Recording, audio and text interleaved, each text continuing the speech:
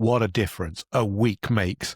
Arsenal have beaten West Ham 2-0 and combined with other results are now top of the league going into the international break.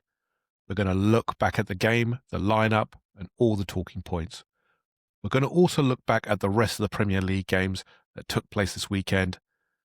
Then we're going to touch upon some of the big talking points from this. Is our squad depth really going to help us to win the Premier League this season? We're then also going to look back at the Champions League game that we had this week, where we played Olympiacos in the Emirates. Time to get going on episode 20 of Red Lines and Half Spaces.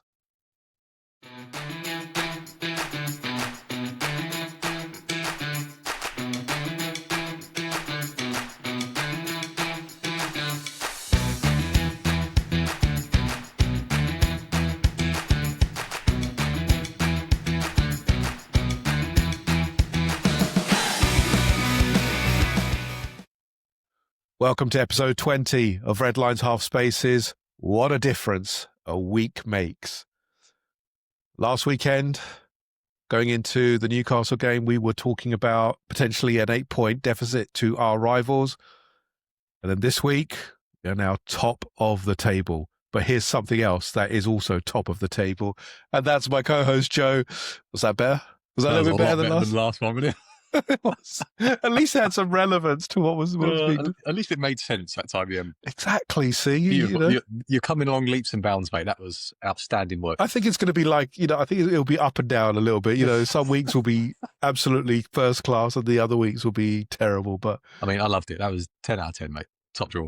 Fantastic. How you doing, my friend?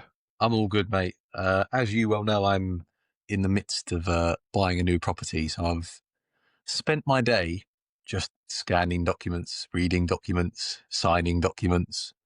And it's been that repeat process. Welcome to adulting. That's what it's called, adulting. For a lot of the day, mate. But do you know what was nice? Just after dinner, we had obviously now the little one, we had a Disney-themed rave and it really lifted the mood. So a Disney-themed rave. Joe. Honestly, mate. Oh my God. You've reached it, haven't you? You've reached Sebastian under the sea. It was popping off in here, I'm telling you. Is that what your daughter likes? Does she like? I mean, I like it, so she's gonna like it. I think for my daughter, it was Moana at that age. So yeah, wow, we've turned this into a Disney themed podcast. Disney, if you're listening, we are available for sponsorship.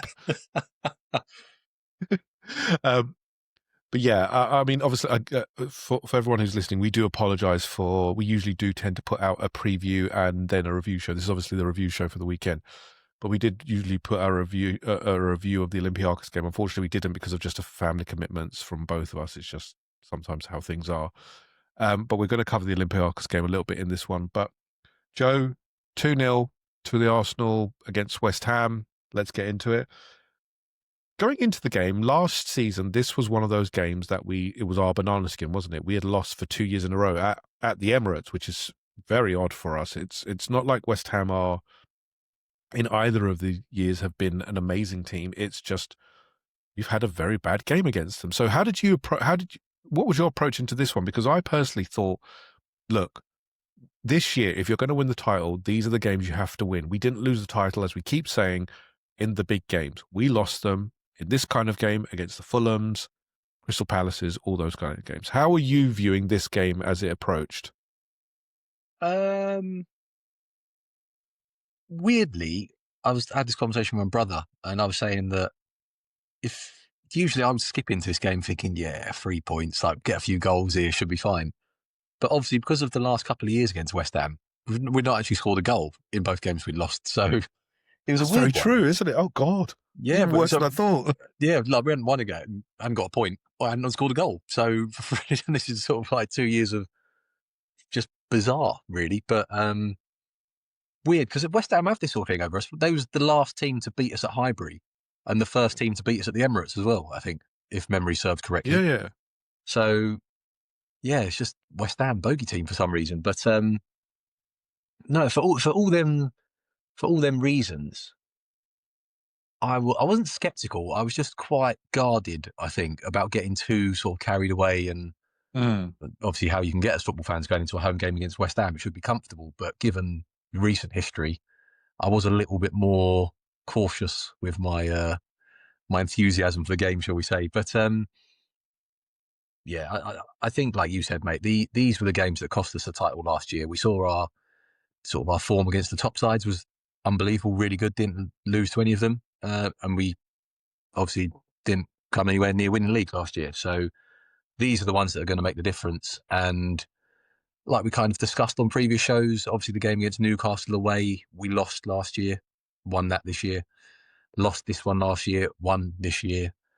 And then obviously coming up, we've got Fulham and Palace, which were both games where we dropped points again last year. So if we can maximise points out of these sort of next two games, that'll be outstanding. Those are the sort of results that we need if we want to progress on to win titles and stuff now. Yeah, that's the point, that we have to, if we're truly going to win the title. It was never about, even I thought last year, Liverpool were very good. I give them that credit. But we were equally as bad, and that was due to the injuries that ravaged us and, mistakes in these kind of games.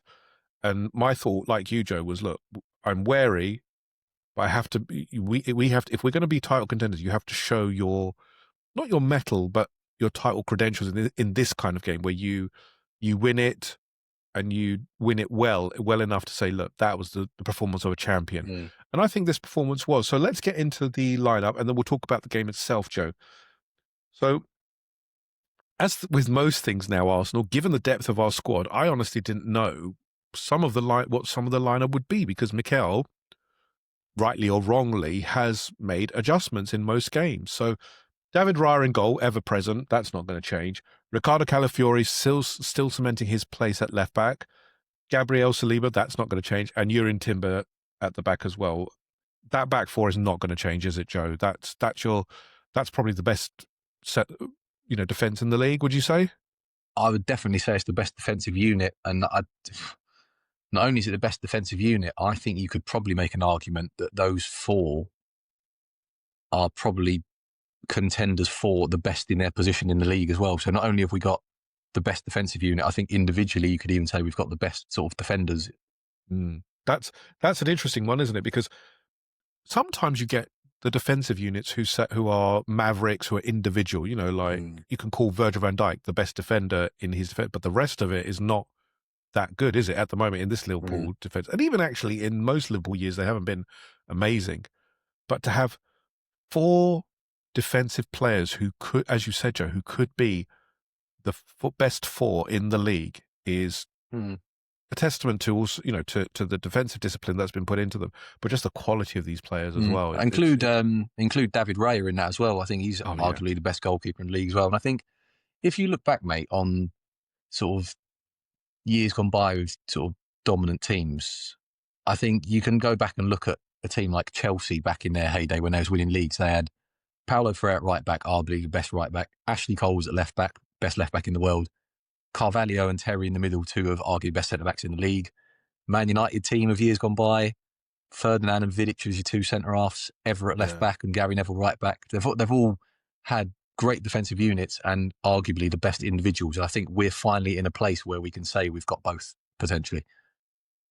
I agree. Going into the midfield, this is where it gets interesting. So Declan Rice as the lone six, and I'm going to cover off on this with you, Joe, in a second. Eberechi as the left eight, Martin Odegaard as the right eight, which is his usual position. I was really surprised at this, because this was definitely handbrake off, wasn't it, Joe, effectively, playing with two attacking eights. I love it. I loved the idea. But Declan Rice, is he a lone six for you? Does he play the role as well as a Martin Zubimendi? This is the question, because he's certainly got the characteristics and he's played the role for years for West Ham and he did it for us initially. But I think you lose something from Declan Rice when you play him in that deep six, because I think his skills are well beyond that in terms of his ball carrying ability, his delivery, from deep, etc. I don't think he's the best deep six in the game. You still could call Rodri the best, although I think he's starting to wane a little bit given his injuries. But I was very surprised at this one. How did you view it, Joe? I don't know if I was surprised, because I feel like I don't get surprised with our team selections anymore, because they can be we've got so many options now. So you don't really know what's coming. So it's not like you've got sort of your mind set on 11 that's coming. But I was excited to see Odegaard and Eze both start. That was promising for me. I really like that, and I think that potentially we'll see that in home games where we are going to dominate the ball now. We'll see both of them play. Obviously, Odegaard is injured now for however long, but that's promising. And yeah, I agree. I prefer Rice as sort of, I like to see him marauding up and down the pitch. I mean, in that second half, I know we'll come into the game, but there's a few times when Trossard clipped sort of balls into that kind of underlapping run where Rice was bursting forward, and it's created a chance for Gyökeres. And so I just like to see him doing that, galloping around the pitch, and just that's what he is. I think he's more of a box to box player. But in games like that at home, I think we can play Rice in that position if it means giving Zubimendi a rest. I'm not against it. Obviously, in the bigger games, I would like to see a different setup. But I think in home games where we know we're going to have a lot of the ball, where we know the other team are going to sort of sit in and not really press us too much, I think that playing Rice in there isn't a problem. And I'm more than happy that Zubimendi was given a rest. I think he was probably the player with the most minutes so far. Yeah, I think he's played So it's pretty good much to every see, minute, obviously, hasn't he? Arteta keeping that kind of rotation thing going in games where he can do it. Yeah, and I think he would have lasted longer, but we'll get into that in a minute. Um, Up front, Leandro Trossard, who again I have question marks over, but we'll get into that. Victor Gyökeres and Bukayo Saka. I still, although Trossard did better in this game, I'm still not seeing the value enough of Trossard starting. But he seems to be the de facto left winger at the moment. How do you view that, Joe? Is it warranted? Did he do enough for you in this game, or was it a case of Eze's playing as the number, in the left eight? He would usually play as the left winger if it was, all things equal. How do you view this one with Trossard on the Um, left? I would personally prefer Martinelli played, but I understand Trossard playing in this game because West Ham weren't ever going to push up. So there was never going to be any kind of space in behind, really, which obviously is what Martinelli thrives on. So I understand Trossard starting this one at home. With most teams, sort of when we go ahead, other teams kind of come out a little bit and try to get back in the game. West Ham didn't do that at all. I think they was quite happy to take a 2-0 loss and sort of start their season after the international break, if you like, with the new manager. But I think, given any other game, I think Trossard would have started. And I think once the game opened up a bit, then that would have been Martinelli on around the hour mark. But West Ham just showed no kind of incentive or any desire to get anything out of the game at any point for me. It was one of the most routine 2-0 wins I think you'll ever likely to see. But yeah, I understand Trossard played in that one. Not my preference, but I kind of understand what we're getting out of playing him in that game. I think that maybe Arteta was thinking might be some rotation there with Eze, who can sort of drift out there, and Trossard can drift inside. And to player profiles, like I said, I kind of understand why he did. It's not my preference, but I can see the logic behind that decision. Yeah, it makes sense. So let's get into some of the stats then, Joe. Arsenal 68% possession, 32 to West Ham. That tells the dominance that we had. Expected goals 2.77 for Arsenal, 0.49 for West Ham, and we're going to talk about the kind of the ebb and flow of the game. 21 shots for Arsenal total, 4 for West Ham, 5 on target for Arsenal, 0 for West Ham, 4 big chances created, 2 for West Ham, big chances missed, 2 for Arsenal, 2 for West Ham. Total, again, Joe, I'm looking at this, and as you said, this was just, it felt like a training ground game, didn't it? Really, it just had that feeling. I think West Ham had a couple balls up to full crew, but did they really? I was honestly surprised at how toothless they were, and I know they've had problems. And I know they've just switched manager to get Nuno Espirito Santos in. I would have thought there'd be more to them than this. I didn't. Is it us? Are we that good now that we can choke teams, which is what I think it was, or were West Ham that bad? What do you make of it, Joe? I think we are very good. I think credit to us, we are a top side now. I think equally, obviously, West Ham new manager, and again was debating this with my brother sort of during the game. Is that if Nuno goes in there, he knows realistically if he goes at Arsenal and tries to get something from that game, he could end up on the end of a bit of a pasting. So we were sort of thinking, has he kind of gone there and said to his players, look, we're going to be solid. Let's not sort of take a hide in here. Let's just be sensible. We're not expected to get anything from these games anyway. Our season starts after the international break. So I wonder, because obviously if he goes in and they get absolutely mauled by Arsenal, straight away he's under pressure. Straight away the players are questioning him and all that sort of stuff.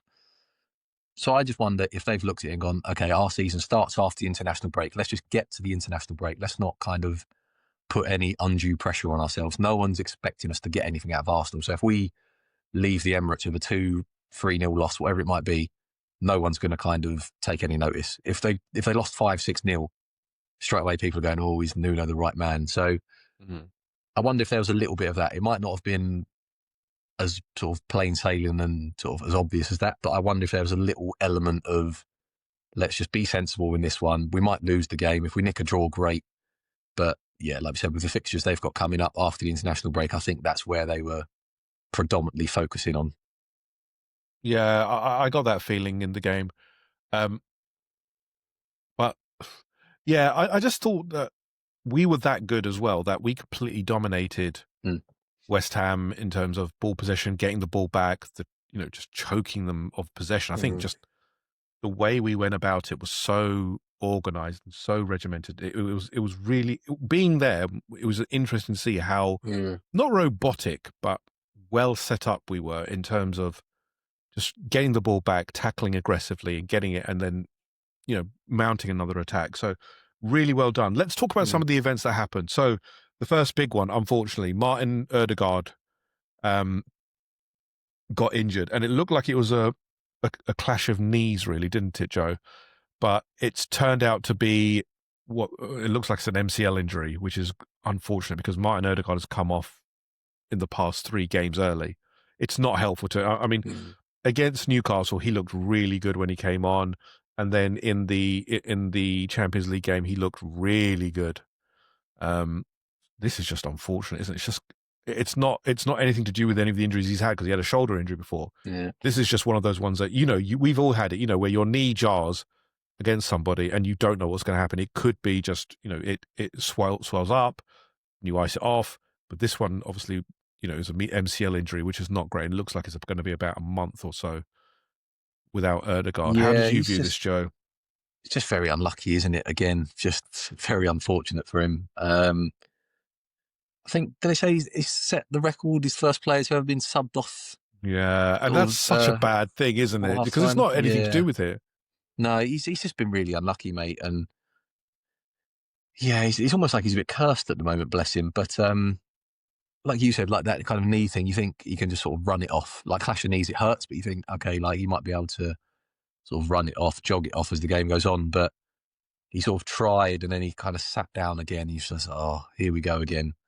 But yeah, unfortunately, like you said, it's an MCL. I did, through the Twitter sphere, finding some doctors and physios, and it can range from sort of 2 to 12 weeks. So there's a small part of me that's hoping it's just a minor thing and they've taken him out of the international break sort of as a precaution, if you like, and he'll be back maybe sort of after a couple of weeks. But knowing our luck, it'll be closer to the 12-week end of the scale, I imagine.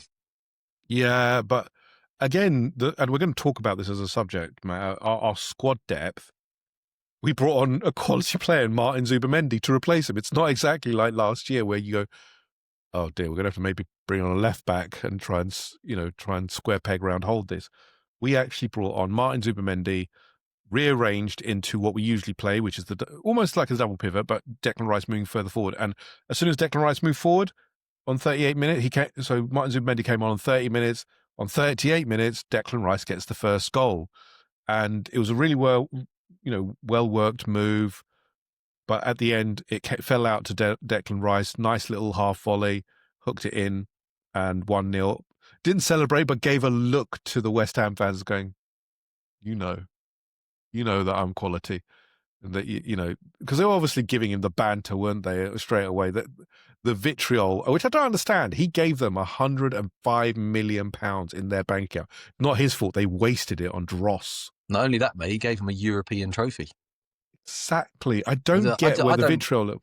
I don't get it at all. I mean, I'd love to speak to some West Ham fans and say, why do you sort of It's because he went to give him? Arsenal, isn't it? It's because he went to Arsenal, isn't But I it? mean, it's not like we're rivals, are I we? don't know. Like They've we, got this there's a it's, fascination now that because it's Arsenal, it's. I mean, our fan base does love to banter off people quite easily. We I know, but I still just find it very weird that they kind of give him that. I don't know whether it's like a bit tongue in cheek, but sitting next to the away fans where I do in the ground didn't seem to be very tongue in cheek when there was a few hand no, gestures being thrown they're up pretty. and the few of the There's shouts a that lot were of coming. vile, So isn't there? It's yeah, crazy. there's definitely more to it. But yeah, if by the grace of God there is a West Ham fan that happens to listen to our podcast, please let us know.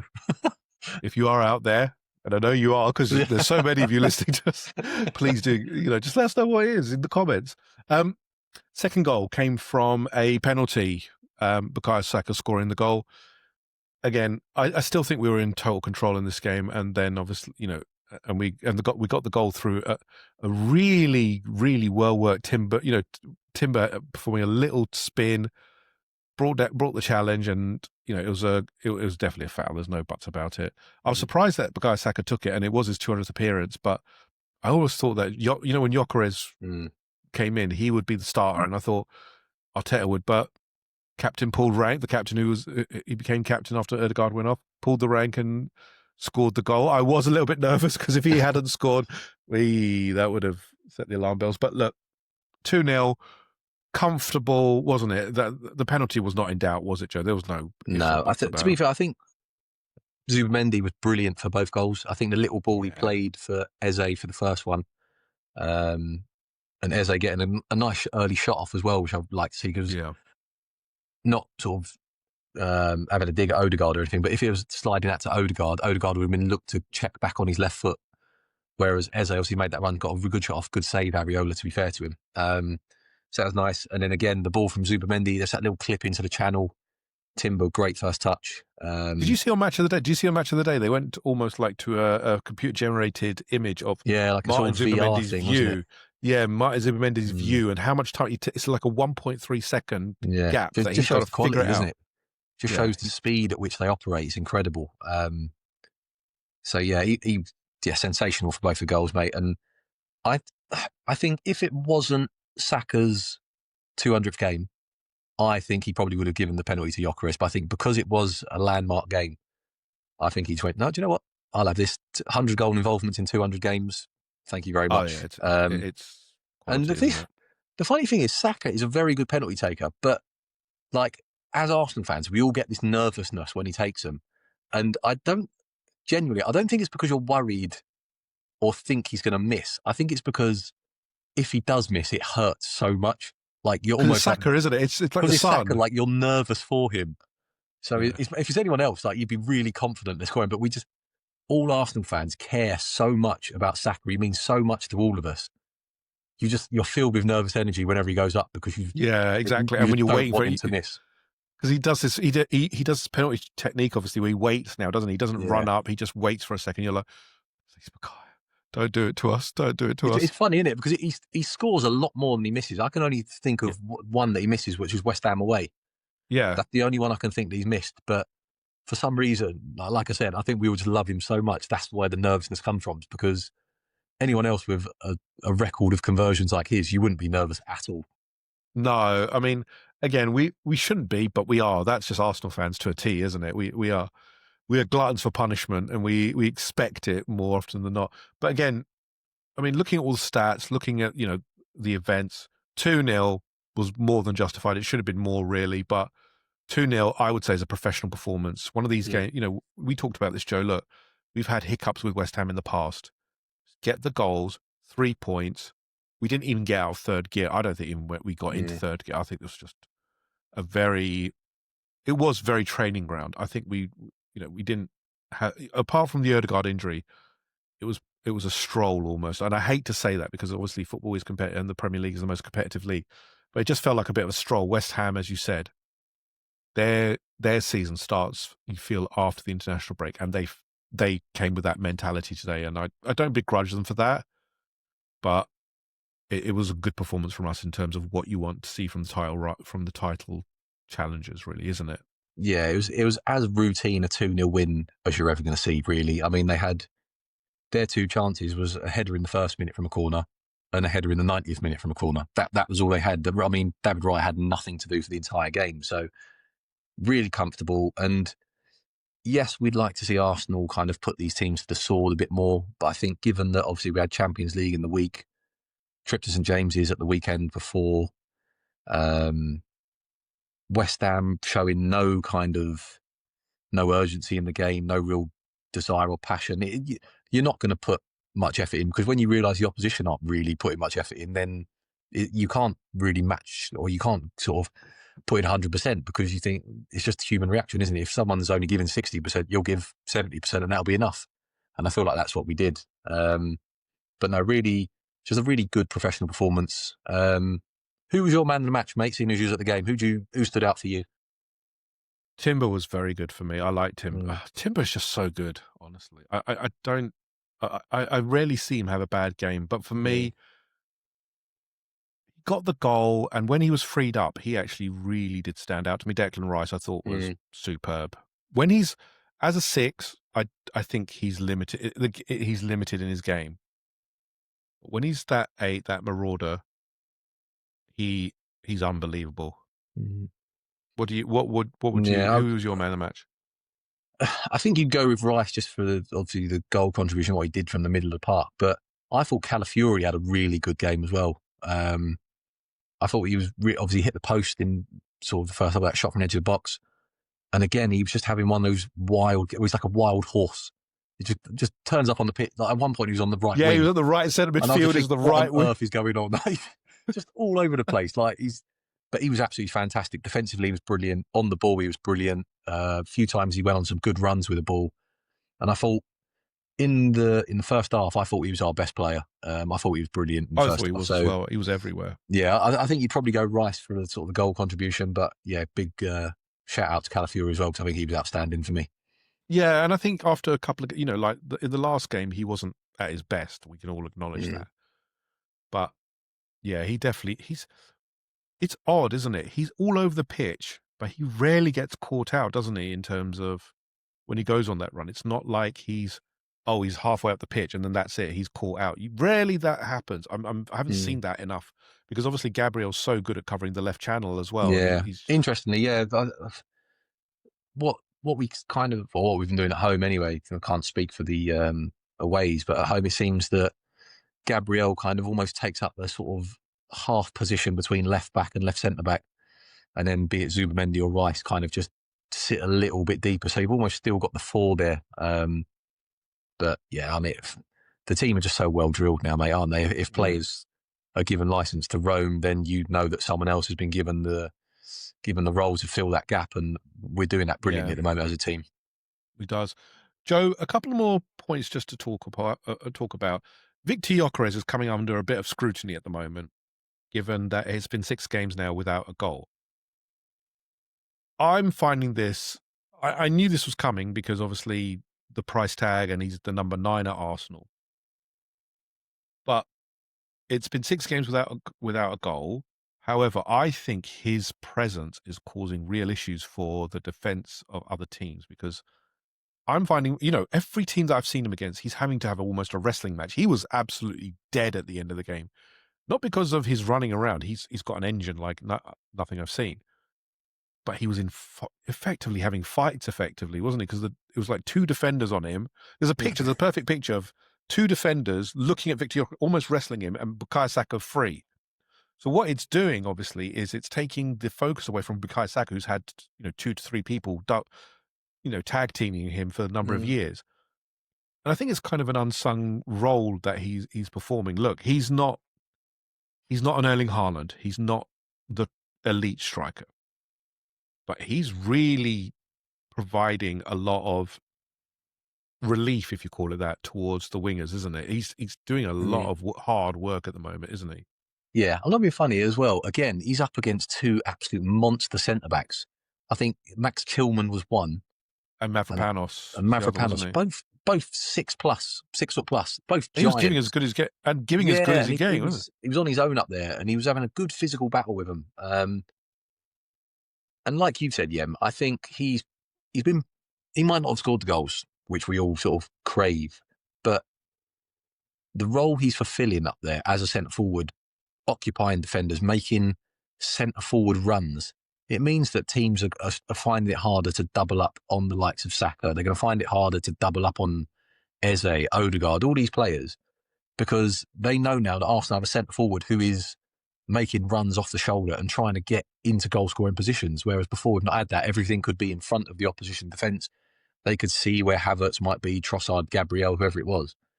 They they was comfortable because they could see the game. Whereas Gyökeres always on the shoulder looking to go in behind.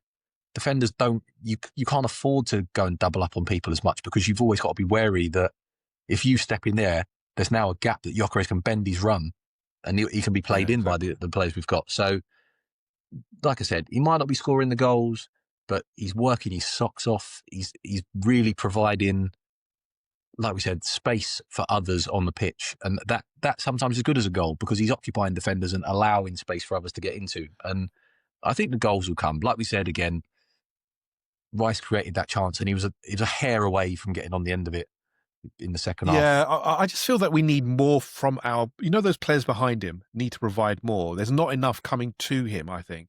There's still Yeah. this kind of disconnect between what Victor Gyökeres needs and what our wingers can give because they're not Mm, crossing it enough. They're not providing these, that low cross was perfect for him.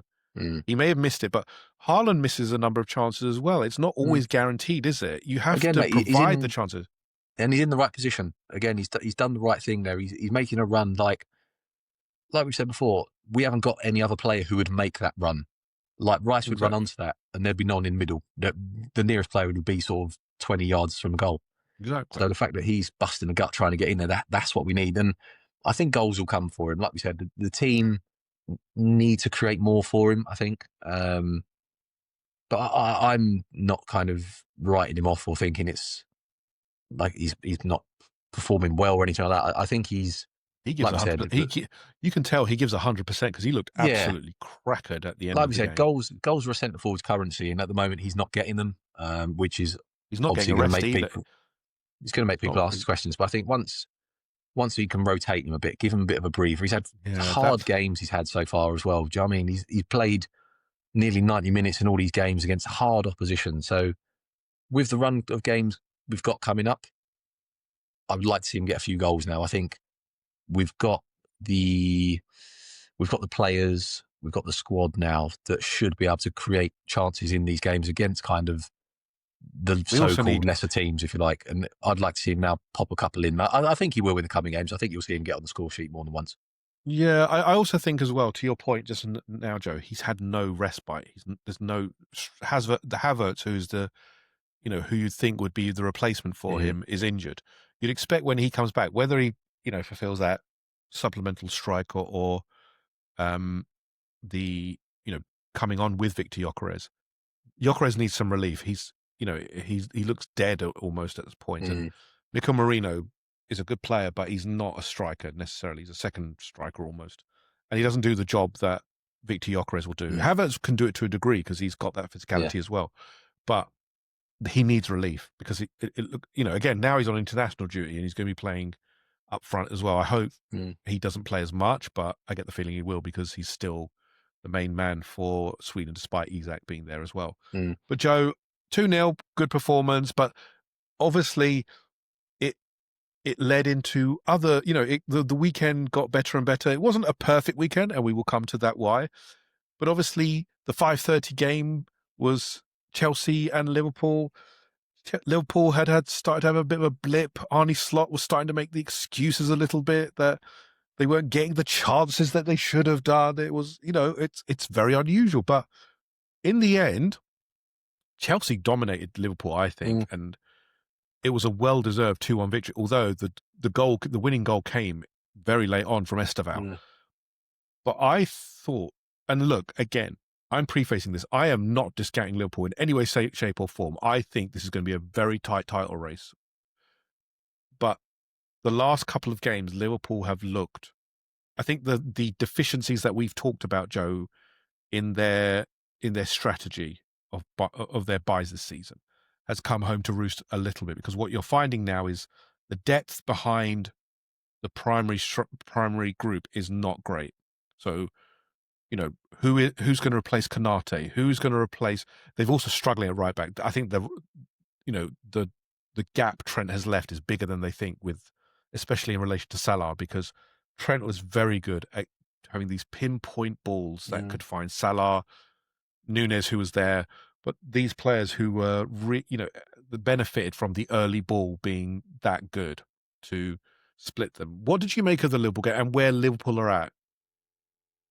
Like you, man, I think you can't discount them. Liverpool will be there come the end of the season. There's no doubt of that. But at the moment, they're just having a few teething problems, aren't they? They've brought in a lot of players to that squad, but it seems like they're not clicking yet. They've obviously nicked a fair few results in the last minute, Yeah.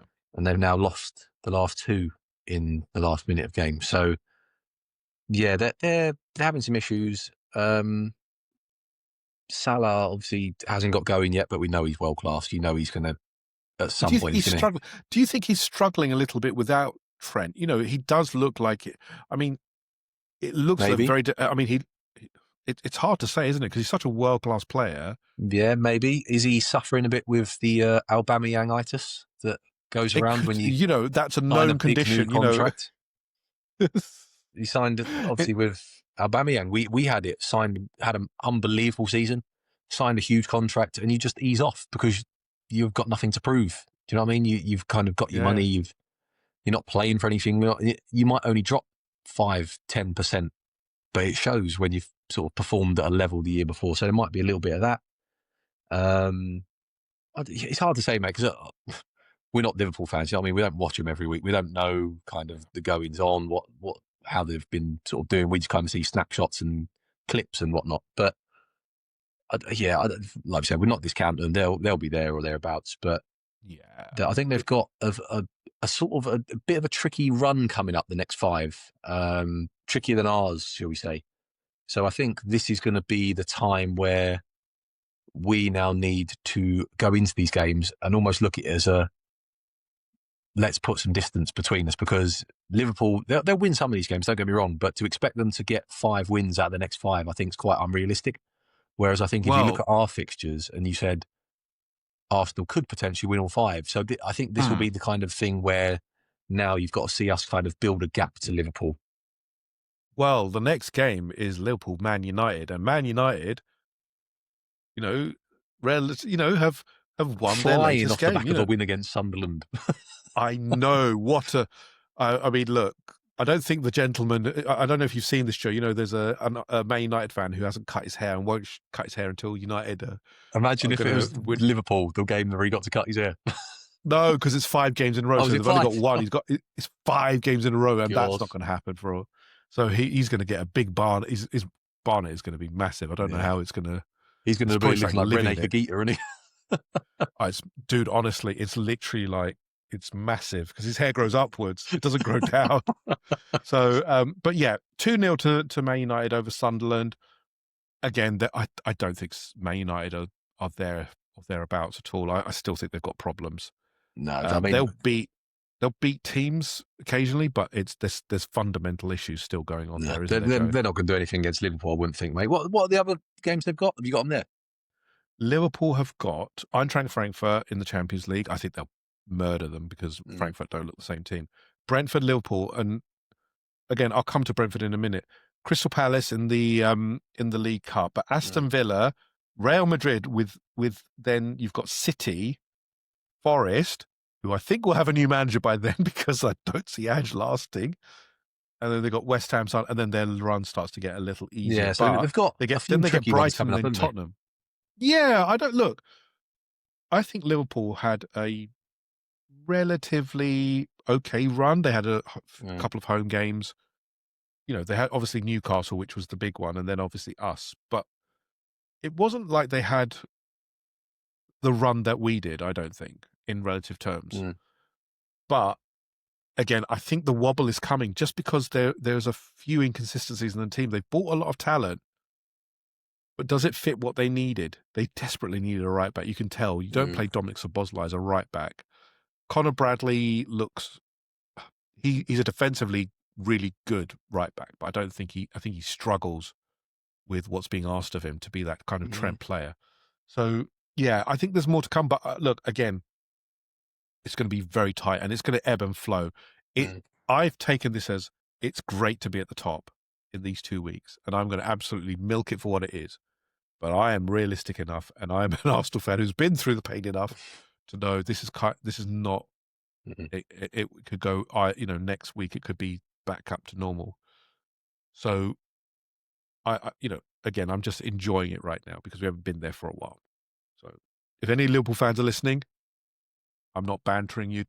I'm bantering you lightly, if you get my meaning. But yeah, not underestimating Liverpool. Joe, the other fixture of the weekend on Saturday was Leeds 1, Tottenham 2. I don't think Tottenham were amazing, but they got the job done at Ellen Road. First defeat for Leeds at Ellen Road. I think it's like in 10 games or something like that. It's been a fortress for them. Mm.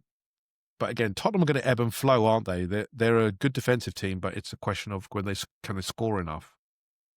Yeah, like we said, Thomas Frank's a serious manager, mate. He's very good, and I think you'll see Spurs be a lot more consistent and a lot better this year. I mean, already if you just sort of obviously them and Man United compare the two, you can clearly see that Spurs have sort of progressed from last year and the kind of the bad season they had. They're doing things a different way now. Man United still look fairly similar to the team they were last year, and I think that's where you can see the kind of difference. But Leeds had a good go. I think they'd run out of legs in the end, didn't they? The kind of the Premier League experience shone through, and they had a good sort of hour-ish, I'd say, Leeds maybe. But then that sort of final Yeah. half hour, I think, until they had a couple of sort of late chances where they threw balls into the box and whatnot, I think Spurs were fairly comfortable in the end and ran out winners. Yeah. Then the Sunday games, Aston Villa, Burnley, 2-1. Villa starting to get back into a rhythm a little bit. I don't think they're going to be what they were where they got to the Champions League, but they'll still be a tough team. And, obviously they provide a good opposition. But Burnley, I think Burnley are due for the drop, aren't they? It just looks like week on week it seems to be happening. Yeah, I think so. Burnley are that yo-yo side, aren't they? They sort of come up, They're quite happy with that. Yeah, they're get quite happy with slaughtered, that, aren't they? go down to the Championship, and they'll win it by a country mile, come up and go get relegated again. That's the Burnley way, but they'll be happy with that because, like you said, mate, they're getting money, they're getting that Premier League money, the parachute payments, and they're coming straight back up again. So yeah, they come up, they kind of just make up the numbers for a season, and then they'll go back to the Championship and blitz it next year. So yeah, I don't think they'll survive this year, to be honest. I don't think they can move. It's really hard. They don't seem to be able to. Sean Dyche was very good at keeping them in the league, but then after that, as you said, they become a yo-yo club. They seem to be happy with that kind of remit because they don't really spend enough to say that they've got the quality to stay up. Their squad is not amazing. It's okay, but they sold their best player, James Trafford, Mm. who looks like he's regretting that decision right now. Yeah, it's a very odd one. I'm going to cover another game shortly, but Newcastle Forest. Oh dear, Ange. Oh dear. This is not going well, is it? Edu and Ange, a little bit of egg on face currently. No, they've got a What do you meeting, make of haven't they, this? this week? Have they got a meeting this A week meet, about a meeting, going another forward? Barbie, is it? Is it another Barbie? Is it?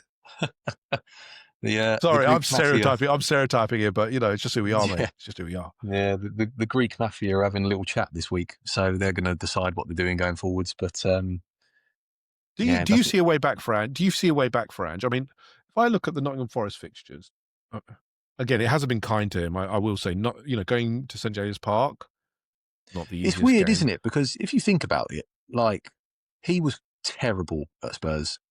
Spurs, that's He's the worst awful. they've been for a long time. But they won the Europa League, so it's a weird one because you're talking about a manager who's terrible, but terrible as he can say, I won Spurs their first trophy in however many years last year. I'm going to caveat this with the Europa League was the absolute worst standard I've seen in a number of years. Yeah, don't get me wrong. I'm not by any means saying that that's something to be proud of or is an achievement. I just find it really weird that a manager who was so poor can still argue that I won a trophy. You can say what you want. You can say I'm a terrible manager. You can say I finished where I did in league, whatever, but I finished the season with a trophy. And at the end of the day, trophies are what fans want. So it's a weird one, but I if I was the owner of Forest, I'm not sure I'd be putting much faith in Ange to kind of progress that club, to be honest. With that squad, there's only one name that can have Sean Dyche. We're getting back to woke football. No And woke football. Marinakis, if he sacks Ange, where does he go? He could literally hire anyone. It could be I think Sean mad. Dyche is the likely. I'd Like, go with Sean Dyche. It suits this Forest squad perfectly. It's designed for it. He's mm, designed for it, isn't it? Or you have to call the line to Big Sam. That is it's that one. Sam Allardyce, get him in. But who else would you get? I mean, they could go with someone from the continent. I mean, it's entirely possible. I But mean, it wouldn't surprise me if he goes and gets a sort of Olympiacos, Panathinaikos manager, something like that. jeez, Get one of his yeah. mates in But to do if the you look job. at I don't know. He doesn't seem the like a next serious game, owner to me. I mean, I've got very limited knowledge on Nottingham Forest and how they run, but he just seems, from what you hear and see, he he's seems like a invested, but it, I think the move to get Edu in has caused a lot of ripple effect yeah. within Forest, and again, there are more stories about Edu coming out more and more as we hear about it. In terms It of wouldn't surprise me if Marinakis just appointed himself the manager. he probably he's entitled, he's perfectly entitled to it. He That's what can I mean. do He it. might just go, do you know what? I'll do it myself. It really wouldn't surprise me. I would love that. Do you know what? You should. Where is the Amazon documentary in all of this? I would love this kind of thing. As an all or nothing Nottingham Forest, this would be cinema gold right now. But Forest next games: Chelsea at home, Porto then in the Europa League, who are arguably the strongest team in the competition.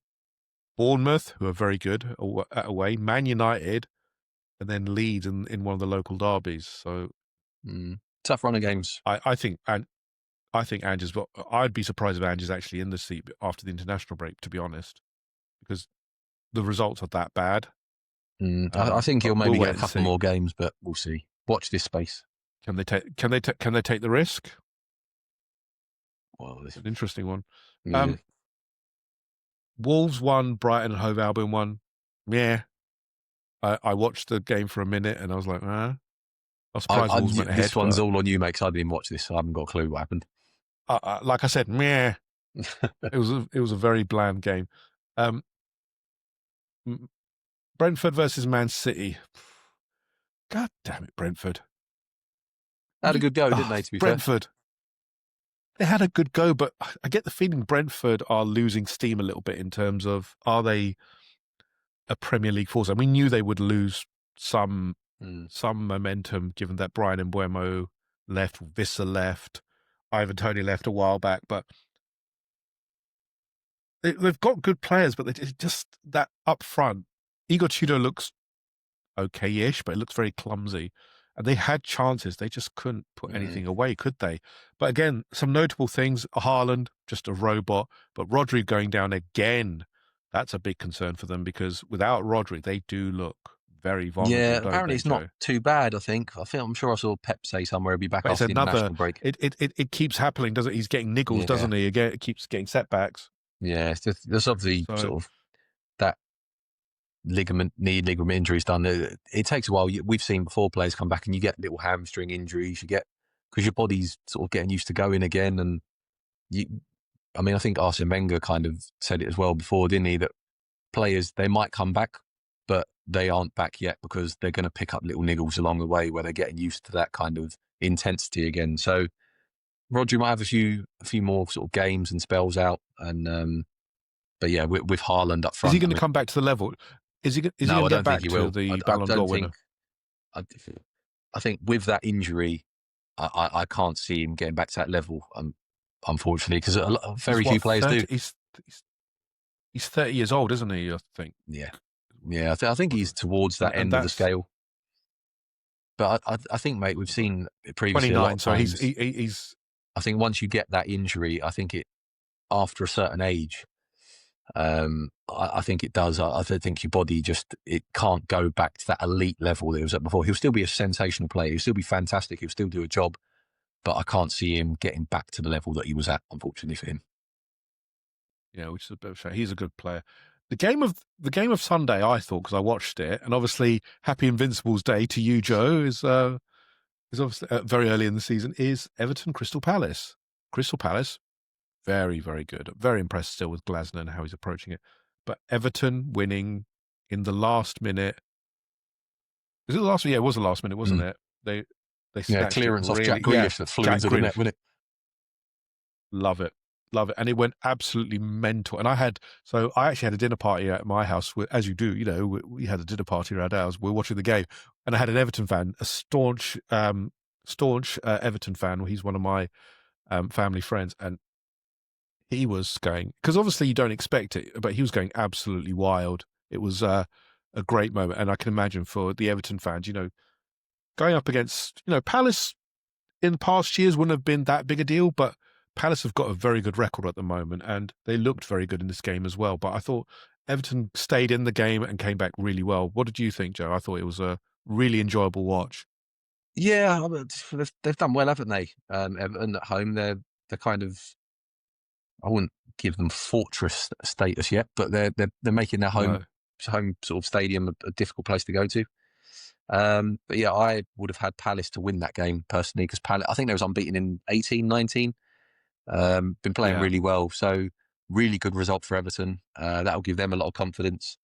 And yeah, unfortunate for Palace because they were flying, but I don't think that'll knock them too much. That run wasn't going to go on forever, and there'll still be a difficult game when we go there in a couple of weeks. Is it? Are we playing? Oh, no, we're at home. We're at home, so it's going to We're be at home, interesting there. even It'll still harder be than we, tough we because. seem to do better away from home, so it'll be a harder game. But yeah, those are the results from the week. But obviously, it meant we went from an 8-point deficit, as we talked about, to a single point swing at the top of the table. It's nice to be back at the top of the table, Joe. But as I talked about before, I don't think we can take this for granted, can we? This is not. No, of course not, It's mate. so I'm not being early in the funny. season, isn't it? If you just look at sort of our last few games, obviously late equaliser against City, late winner against Newcastle, we could have been a long way behind realistically at this Yeah, point. exactly. It's going to be the ebb and flow of the season. Obviously, a lot of Liverpool results could have gone differently. Our results could have gone differently. The gap it could have ranged anywhere between. Oh, I don't know. If Liverpool hadn't got their goals, we could be miles ahead of them. If we hadn't got our late goals, they could be miles ahead of us. It's going to be one of them seasons where it Yeah, swings exactly. this way and that. But it's always nice to sort of go into the international break with your rival struggling. We seem to be in a good place right now, coming into a run of games that should favour us. So yeah, long may it But we're not continue, playing mate. well either, so that's actually a good thing. It's a good thing. We're not. Everyone says, look at when April comes, that's when you should be in the title race. Mm. But Yeah, we're going to we've be not. there, but we're not playing amazing well, which is fine. Which is fine at the moment, I Yeah, think. this is We're for not. me, mate. At the start of the season, when you have all these kind of interruptions with the international breaks, form's irrelevant, Yeah, really. You just got to get your points on the board, because once this annoying spell of internationals is out the way, then you can start to look to build some form and get a bit of momentum. yeah. Whereas obviously, if you're going away on the international break every 3 weeks, you're not going to build momentum and have that kind of continuity, if you like. So for me, at this stage of the season, until you get to about 10 games in, it's all about just getting points.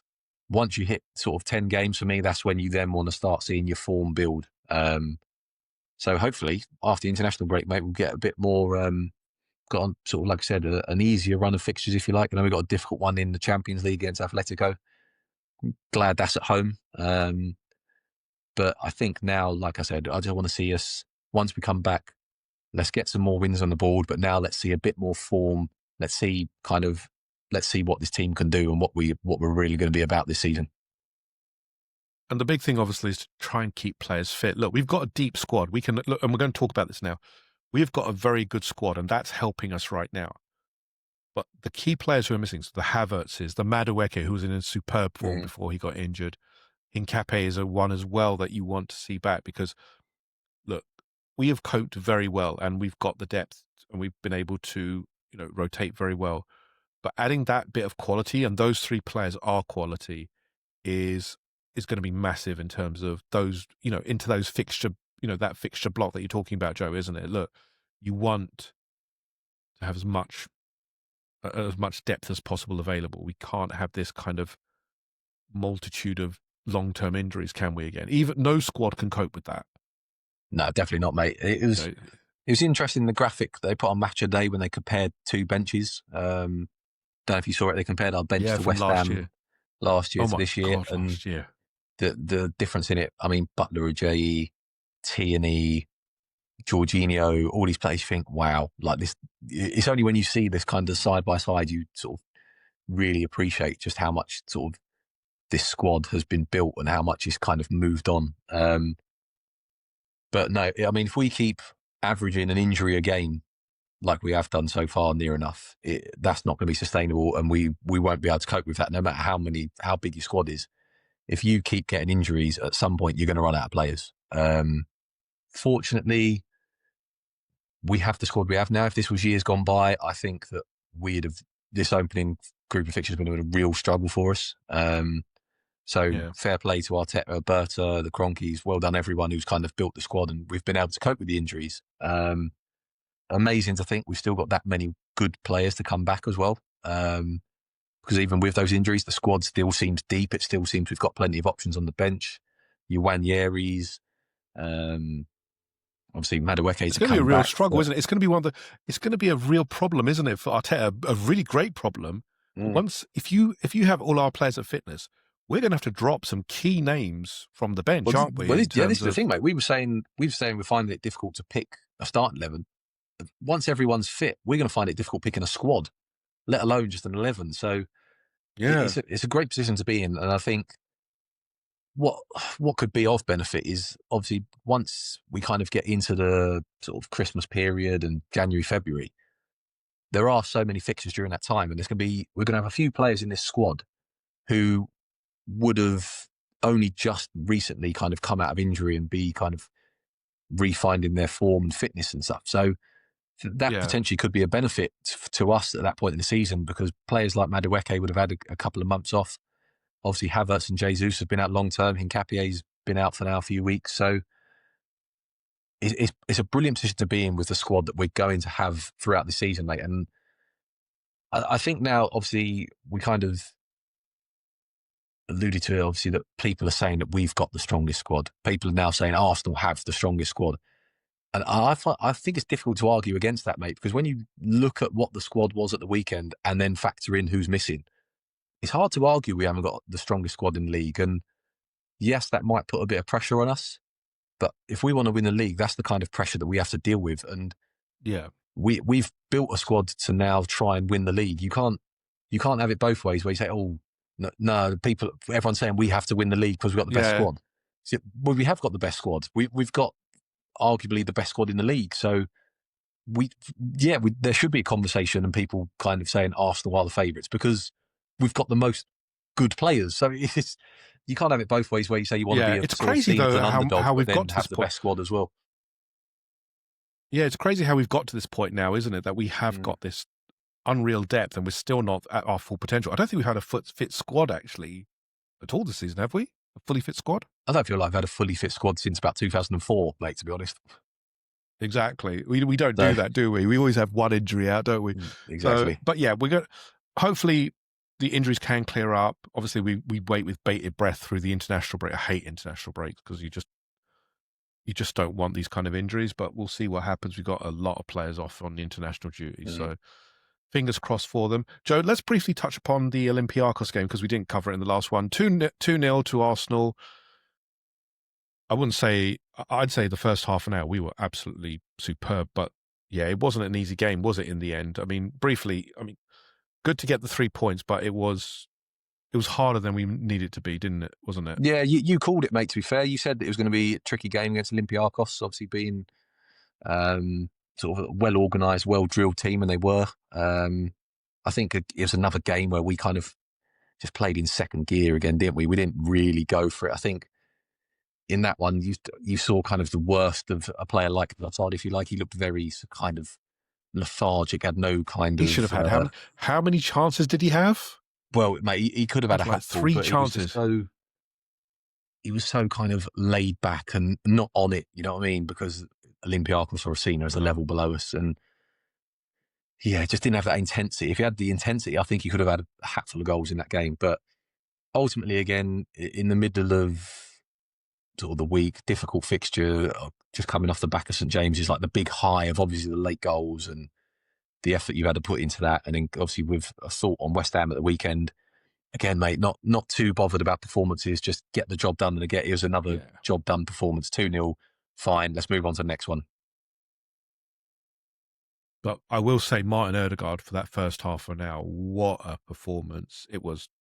He looked superb, didn't he? Yeah, it's such a shame he's injured again now, because it was like with this, how he ended against Newcastle, how he got on Olympiacos. He was looking like he was kind of discovering a bit of form, maybe in a slightly deeper sort of position.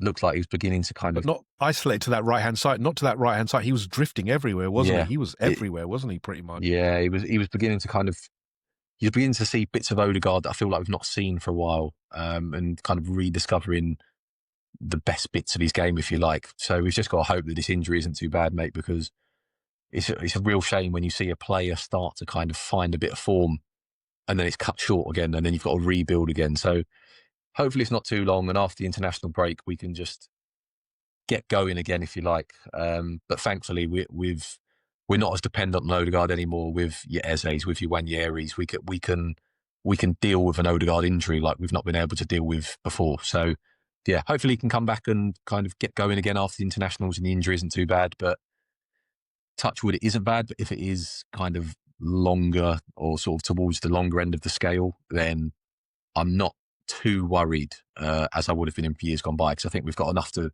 deal with him being out for a few weeks. Yeah, but hopefully it's not too long. Mm. Right. I think we're going to end it there, Joe, because there's not much other. It's international break. There's not, we're just going We to can keep now a go and watch on it. hibernate for 2 It's, weeks. I'm living in fear, honestly. I don't like international breaks. I just watch every game and go, please don't have an injury. Please don't No, have it's someone just fall check over. Twitter every night and just make sure no one's injured. That's literally all I'm going to do now for the next few It weeks. really is, because we live in this constant fear, haven't we? Because we've had it before, unfortunately. Please don't let William Saliba start. Don't let. You know, I've got to the period now where I don't want players to start games at all for their I countries. I don't know it's even want really them bad, selected, mate. I but want all our players just given the Ben White treatment. no, no internationals. Just stay at home, put your feet up, just have the year off, win us the Premier League and the Champions League, and then you can go back to playing your internationals next year. Exactly. But I'll head Joe, down to Colney and thank suggest you it very tomorrow. much Don't worry. again. But Joe, thank you very much for joining me as always. Appreciate you helping us.